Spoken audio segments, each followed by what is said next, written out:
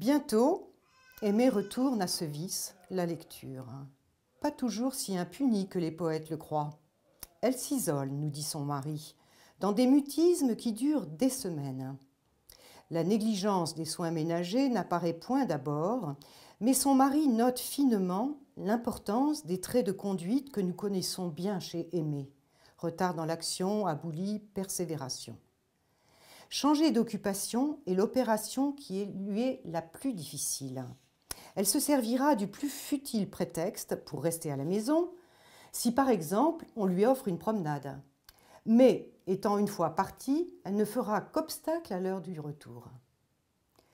C'est alors que se produit un événement qui sera décisif dans le développement de la vie d'Aimée.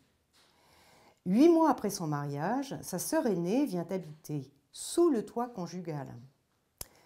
Les plus nobles intentions, jointes à cette immunité redoutable dont jouit tant pour soi-même qu'auprès des autres, la vertu frappée par le malheur, telles sont les armes irrésistibles avec lesquelles ce nouvel acteur intervient dans la situation. Ce que sa sœur apporte à Aimée, c'est l'appui de son dévouement, de son expérience. C'est aussi les conseils de son autorité et plus encore un énorme besoin de compensation affective.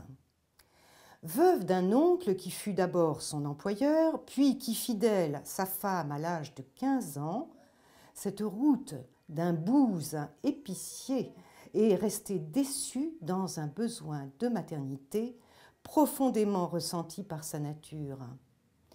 À partir d'une hystérectomie totale qu'elle subit à l'âge de 27 ans, pour des causes qui nous restent ignorées, cette insatisfaction, exaltée par l'idée qu'elle est sans espoir et soutenue par le déséquilibre émotif de la castration précoce, devient l'instance dominante de son psychisme. Du moins nous en fait-elle l'aveu sans phare, quand elle nous dit, en toute candeur, avoir trouvé sa consolation dans le rôle de mère qu'elle a conquis auprès de l'enfant de sa sœur depuis la fin de sa première année, soit dès les quelques mois antécédant au premier internement d'Aimée.